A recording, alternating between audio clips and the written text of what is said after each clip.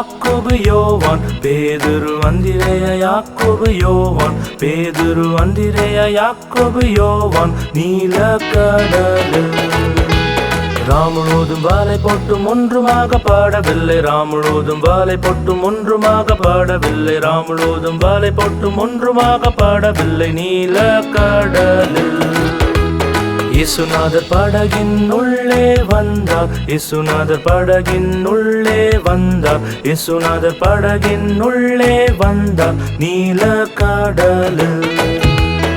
ஆழத்தில் வலைகளை போடுங்கள் என்றார் ஆழத்தில் வலைகளை போடுங்கள் என்றார் ஆழத்தில் வலைகளை போடுங்கள் என்றார் நீல கடலில்